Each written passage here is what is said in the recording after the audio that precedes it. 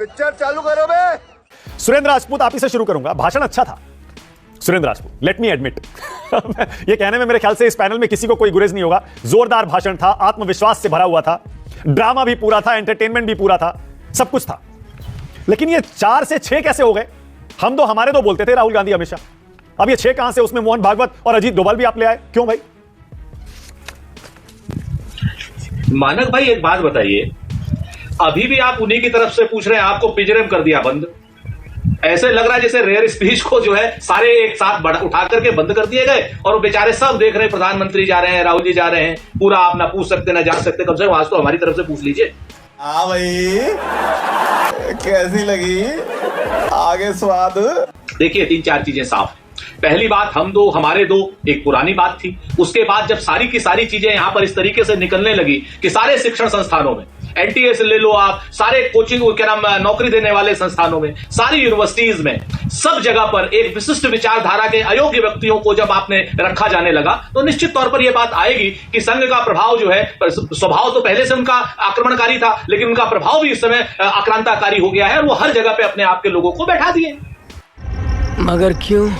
रही बात डोभाल साहब की, तो वो तो एक सरकार के अभिन्न अंग हैं, उसकी बात हम ज्यादा इसलिए नहीं करेंगे कि वो एनएसए हैं, सिक्योरिटी एडवाइजर हैं। लेकिन आपने कभी भी ये नहीं देखा होगा कि जिस तरीके से लगातार 3 टर्म में 15वां मतलब 11वां साल उनका चल रहा है सिक्योरिटी एडवाइजर के रूप में, वो भी एक ना एक किसी समय विवेकानंद फाउंडेशन से जुड़े हुए थे। एनीवे, उनके ऊपर हम ज्यादा टिप्पणी नहीं करते क्योंकि मामला सुरक्षा का है। ये बड़ी अच्छी बात कही आप। तो आपसे बहुत स्पष्ट रूप से मैं कहना चाह रहा हूं कि आज की डेट में अटैक विचारधारा के ऊपर है। आज की डेट में अटैक उन क्रॉनिक कैपिटलिस्टों की विचारधारा के ऊपर है जो देश के संसाधनों पर पूरी तरीके से काबिज होने जा रहे हैं, जो देश के संसाधनों पर जिस तरीके से वो एक ऑक्टोपस की तरीके से नहीं बैठ जाते हैं कुंडली मार के, उस तरीके से ऑक्टोपस की तरीके से देश के संसाधनों पर कब्जा कर रहे हैं। सुरेंद्र भाई, ऐसा है जो आपने मीडिया वाली बात कही ना, उस पर मैं अभी आता हूं और उस पर वाकई में बोलूंगा, बोलना चाहिए। जली ना, तेरी भी जली ना। उस पर क्यों नहीं बोलना चाहिए? आइए, लेकिन आपने कहा आरएसएस, कभी आप कहते हैं सरकार और आरएसएस में बनती नहीं है, बीजेपी और आरएसएस में खाई पैदा हो गई है, और मोहन भागवत और जेपी नड्डा के बयान के बाद मोहन भागवत और उनके बीच तो बहुत दुश्मनी हो गई है। कभी आप कहते हैं बनती नहीं है, फिर आप कहते हैं वो अभिन्न अंग है उनका। ये कैसे हो सकता है? हाँ बिल्कुल बिल्कुल सर। दुकान जो होती है ना सर, वो जो शॉपिंग मॉल वगैरह होता है ना, आपस में कितने भी मतभेद हों सुबह सुबह, लेकिन दुकान खुलने के बाद चाहे वो सेल्समैन और मालिक दोनों के संबंध बड़े मधुर हो जाते हैं, क्योंकि सेल्समैन जो है ग्राहक लेकर के आता है और दुकानदार जो है उसको आपके सामने। तो इन दोनों का संबंध इस तरीके का, सुबह सुबह जितना भी लड़े शाम को ग्राहक के लिए एक हो जाते हैं। इसके आगे का कहेंगे तो मैं आपसे अनौपचारिक रूप से दूसरा सवाल, अगला सवाल। तू समझा? हाँ। नहीं, तू समझा नहीं। मेरा अगला सवाल, जी जी। मुकेश अंबानी की यहां हाल में शादी हुई, उसमें पूरा इंडिया गठबंधन पहुंच गया था। कौन सा नेता नहीं गया? आपके कांग्रेस पार्टी के बड़े बड़े नेता पहुंच गए, आप कहें तो नाम गिनवाओ। सिर्फ गांधी परिवार नहीं गया, उसके बावजूद आप अदानी अंबानी एक बार फिर से A1 A2 करके उनको घेर रहे हैं, चक्रव्यूह में आप उनको शामिल कर रहे हैं। ये विरोधाभास नहीं है?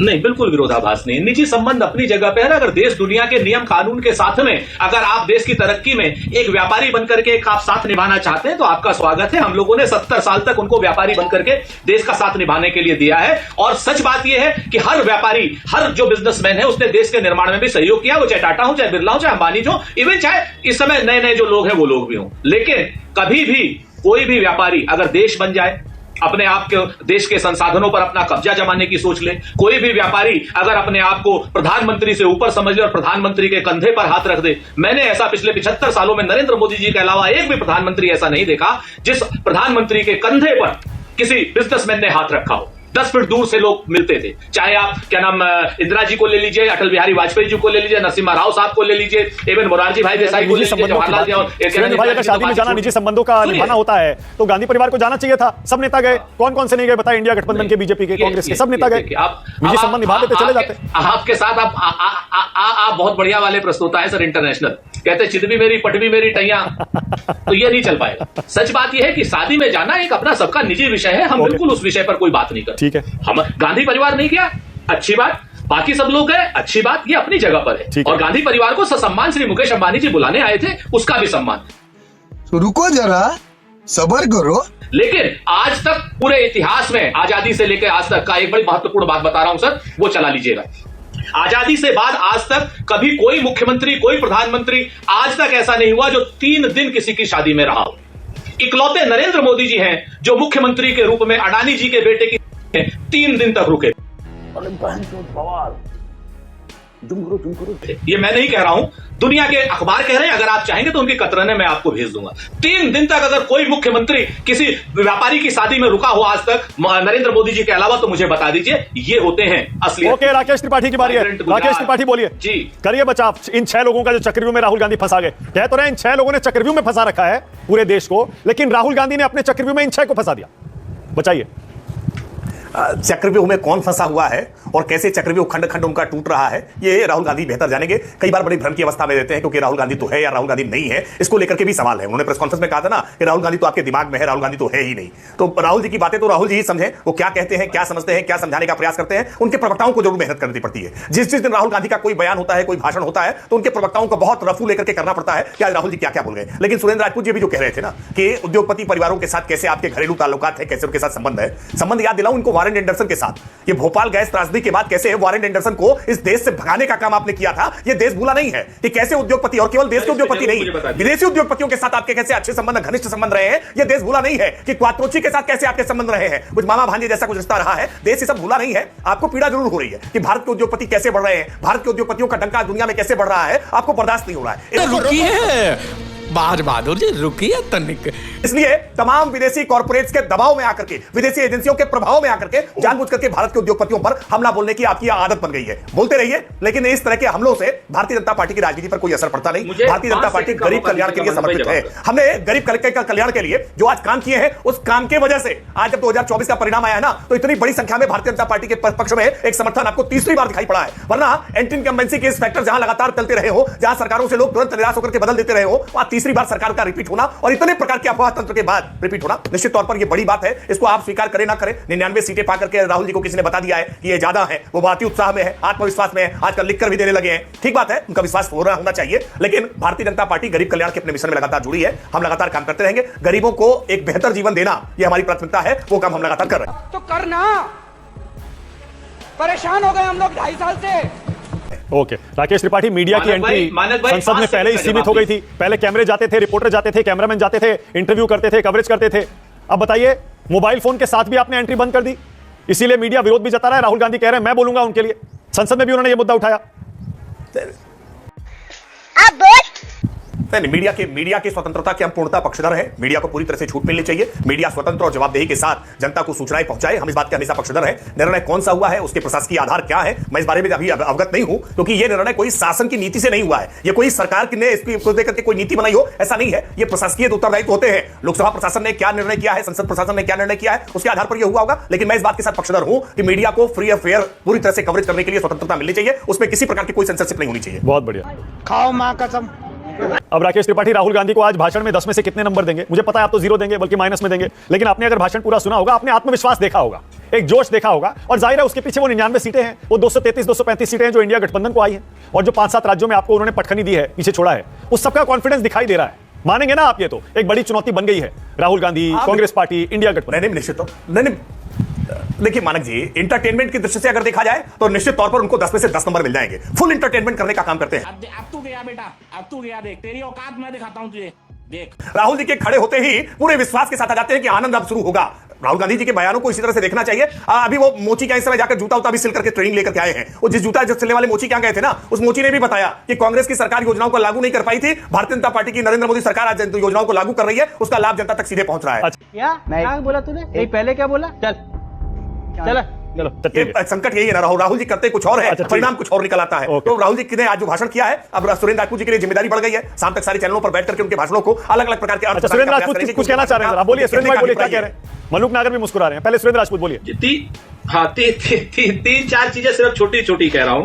पहली बात तो वारेन एंडरसन का नाम मत लिया करो राकेश भाई, वकील हो आप। ऐसा क्यों करते हो कि अपने अरुण जेटली को बदनाम करते हो?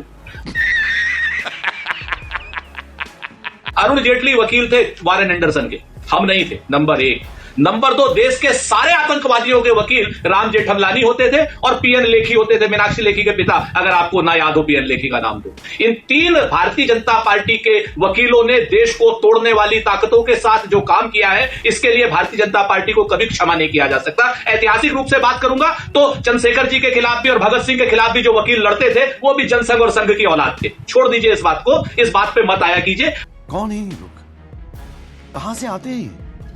राष्ट्रीय और अंतरराष्ट्रीय जगत में जिस तरीके से आपने देश को बेचा है, जिस तरीके से देश की अर्थव्यवस्था को उनको गिरवी रखा है, जिस तरीके से आप सीधे सीधे डिफेंस सेक्टर में 100% ले आए हैं एफडीआई, सीधे सीधे आप कॉर्पोरेट के क्या नाम होलसेल सेक्टर में 100% एफडीआई ले आए हैं, आप लोगों ने स्वदेशी जागरण मंच जो संघ का ऑर्गेनाइजेशन है उसके सपनों पर आपको उसके सपनों का खून किया है आपने। आप ही तो कहते थे स्वदेशी लाओ, आप काहे कह रहे हो विदेशी लाओ? विदेशी ताकतों के गुलाम आप, विदेशी ताकतों को लेकर के आप नाचो, चाइना के राष्ट्रपति को चाय आप पिलाओ, झूला आप झुलाओ, और उसके बाद मलोनी से लेकर के कहां तक आप क्या करो, और आप हमें बता रहे हो विदेशी ताकतों के साथ में है जिन्होंने अंग्रेजों से राष्ट्र को मुक्ति दिलाने का काम किया है, और वो लोग बता रहे हैं जो अंग्रेजों की दलाली किया करते थे। बैंड बज गया। तो इस राकेश त्रिपाठी का जवाब, राकेश त्रिपाठी बोलिए, राकेश त्रिपाठी बोलिए, आपकी बारी, जल्दी बोलिए। नहीं, सुरेंद्र राजपूत जी ने इतिहास के पन्ने खोल दिए हैं, तो इतिहास के पन्नों को ध्यान से पढ़ लीजिए कि प्रयागराज में अल्फ्रेड पार्क में चंद्रशेखर आजाद जी की मुखबिरी करने का काम आनंद भवन से हुआ था। आनंद भवन से मुखबिरी हुई थी, नेहरू परिवार से मुखबिरी हुई थी, क्योंकि बर्दाश्त नहीं हुआ था कि चंद्रशेखर आजाद को इतनी बड़ी कैसे ख्याति मिल रही है। इसलिए क्रांतिकारियों के प्रति किस प्रकार के विचार आपके तत्कालीन कांग्रेस के नेहरू जी के रहे हैं नहीं है। इतिहास के पन्नों को पढ़ने में बड़ी मुश्किल हो जाएगी, मुश्किल हो जाएगा। नेहरू परिवार के इतने सारे काले कारनामे निकल के सामने आ जाएंगे। जिन मामलों का आपने जिक्र किया ना, लॉ फर्म के नाते मुकदमे कौन किसके लड़ता है और उसको कैसे टेक्निकल तरीके से आप जोड़ने का काम कर रहे हैं, तो ये मत करिए तो अच्छा है। और जहां तक बात रही ना मेक इन इंडिया की, ये मेक इन इंडिया आज नरेंद्र मोदी सरकार ने शुरू किया। 100 से ज्यादा डिफेंस प्रोडक्ट आज हम एक्सपोर्ट करने लगे। हम इंपोर्ट जो लगातार करते रहते थे, हम एक्सपोर्ट करने लगे। आज मेक इन इंडिया की प्रतिष्ठा बढ़ी है। आज हमने भारत की प्रतिष्ठा बढ़ाने का काम किया है। और उसी अमेठी, जिस अमेठी से राहुल गांधी जी सांसद रहा करते थे, राहुल गांधी जी यहां से चुनाव हारे थे। एक मिनट राकेश त्रिपाठी, जरा वो भी बताइए। मैंने बताया ना निर्मला जी अपनी आंखों पे ऐसे हाथ रख रही थी राहुल गांधी की कोई बात सुन के, क्या कहना चाह रही थी वो, क्या संदेश है वो? नहीं, कोई भी हंसेगा कि राहुल गांधी ऐसे जानबूझ करके अपने ऊपर ही हमला कर लिया करते हैं। अब वो जब कहते हैं कि ये कितने ज्वाइंट सेक्रेटरीज जो है लेवल के अधिकारी हैं, अब ये सारे ज्वाइंट सेक्रेटरी के लेवल के अधिकारी तो कांग्रेस की सरकारों के समय में यूपीएससी क्वालीफाई करके आए थे। मलूक नागर, अब अपने ऊपर कुल्हाड़ी मारते हैं। ओके, मलूक नागर, ये सब क्या देखना पड़ रहा है? अच्छा है मैं अंधा हूं। 3-4 चीजें बड़ी महत्वपूर्ण है मानक जी। आज अगर जाति जनगणना की बात राहुल गांधी जी ने की और किसानों की एमएसपी की कानूनी गारंटी की बात राहुल गांधी जी ने की, तो दोनों बातों में उन्होंने कांग्रेस का नाम नहीं लिया। उन्होंने कहा इंडिया गठबंधन के साथियों के साथ बात करके हम इंडिया गठबंधन की तरफ से आश्वस्त करते हैं किसानों को कि एमएसपी की कानूनी गारंटी देंगे। ये बात मलूक नागर जी ने भी सुनी होगी, आपने भी, आशुतोष भाई ने भी सुनी होगी, सुनी राकेश जी ने भी सुनी होगी, लेकिन उन्होंने अनसुनी कर दी। गजब बेइज्जती है। तो सच बात यह है कि हम इंडिया गठबंधन के अभिन्न हिस्सा है, नंबर 1। नंबर 2, जो बात आप करते हैं उसका एक ही शेर से जवाब है कि करते भी चलो, बढ़ते भी चलो, बाजू भी बहुत है, सर भी बहुत, और चलते ही चलो कि अब डेरे मंजिल पे ही डाले जाएंगे। यही नहीं, अभी और सुनिए। जाति जनगणना हमारे लिए राजनीति का मुद्दा नहीं है, संसाधनों के समान रूप से बंटवारे का मुद्दा है। डबल ए से संसाधन लेकर के और सारे अच्छा ठीक है सुरेंद्र भाई, एक सेकंड, ओके सुरेंद्र भाई, आज हो जाए, ओके ऑलराइट, आज हो जाए, आज हो जाए। जैसा मैंने अभी कहा ना, राहुल गांधी ने तो बाकायदा प्रेस कॉन्फ्रेंस में माफी मांगी थी। मलूक नागर ने कहा कि किसने माफी मांगी, इस पर बताइए। आज सुरेंद्र राजपूत, क्योंकि आप तो खरी खरी कहते हैं और पार्टी लाइन की कई बार बिल्कुल परवाह नहीं करते, अपने मन की बात खुल के कहते हैं, तो आज मान लीजिए और कह दीजिए, इतने दशकों तक जातिगत जनगणना की मांग न करना, अलग से ओबीसी के लिए कोटा ना मांगना, यह कांग्रेस की गलती थी और आपने वो गलती सुधार ली, और इसके पीछे राजनीति नहीं है, वोट लेने के लिए आप ये नहीं कर रहे। कह दी। मैं पूरी जिम्मेवारी से कहता हूं, और मैं ही नहीं राहुल गांधी जी कह चुके हैं कि जाति जनगणना को प्रेस न करना कांग्रेस की एक भूल थी, कमी थी, होनी चाहिए थी, पहले होनी चाहिए थे, उसको हमने सुधारा था। 2011 में हमने जातिगत जनगणना की थी और जाति जनगणना का टेबुलेशन में कुछ दिक्कतें थी, तो वो हम जारी नहीं कर पाए थे। भारतीय जनता पार्टी ने कुचक्र रच करके जाति जनगणना को रोका था, ताकि जाति के पिछड़ी जाति के लोगों को उनका हिस्सा न दिया जा सके। ये तो लेटेस्ट न्यूज है। हम तो मानते हैं कि 1952 से लेकर के और 2011 तक जाति जनगणना न करा करके हमने गलती करी, बिल्कुल गलती करी है। और एक चीज और मैं राकेश भाई आपको बता दूं, एक चीज और बता दूं कि चंद्रशेखर आजाद जी के जो मुखबिर थे ना, वो वीरभद्र तिवारी थे, संगी, नोन संगी। और ये मैं नहीं कह रहा हूं, धर्मेंद्र गौड़ की किताब कह रही है, जिन्होंने अपना पूरा जीडी लिखा है। तुम्हें शर्म है कुछ? कुछ शर्म आया है? जो राकेश पुलिस त्रिपाठी, आपकी बारी है, बोलिए। एक बार राकेश बोलिए, आपकी बारी। देख लेना, ये सब बहुत किताबों में आपने लिखवा ली, बहुत सारी किताबों में लिखवा ली, आजाद का मुखबिर था। एक एक करके सारे भ्रम टूट रहे हैं, ये सारी धुंध छट रही है, सबके सामने सच निकल करके सामने आ रहा है। मैं जानता हूं आपको पीड़ा होगी, क्योंकि बहुत सारे काले कारनामे इन सच के छुपा लिया गया था काले कारनामों से। मैं आशुतोष जी के बातों पर पहले जवाब देना चाहता, मैंने बहुत देर से उंगली उठा रहा था। आशुतोष जी ने कहा कि इस तरफ गोदी मीडिया है, उस तरफ गोदी मीडिया है, अपने आप को कहां खड़ा किया वो नहीं बताया। आपने 2 बार अवसर दिया, दोनों बार उन्होंने भारतीय जनता पार्टी को समझाइश देने का काम कर दिया कि भाजपा यूपी में क्यों हारी, भाजपा महाराष्ट्र में क्यों हारी। अरे भाई, सारी मोहब्बत की यात्रा निकालते निकालते भारत जोड़ो यात्रा करते करते कांग्रेस पार्टी 99 पर क्यों सिमट गई? एक बार भी कांग्रेस को सुझाव देने का काम नहीं कर रहे हैं। तेरा तो गेम बचाना पड़ेगा।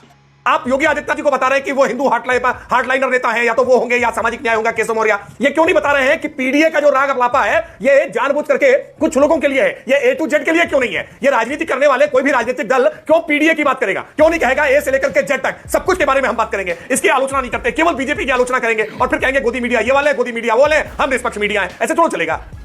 जली ना, तेरी भी जली ना। आशुतोष, जल्दी से आशुतोष, क्विकली। म्यूट किया आपने आशुतोष। भारतीय जनता पार्टी को, भारतीय जनता पार्टी के प्रवक्ताओं को भारतीय जनता पार्टी की तारीफ करने वाले पत्रकार चाहिए, इससे ज्यादा मैं कुछ नहीं दूंगा।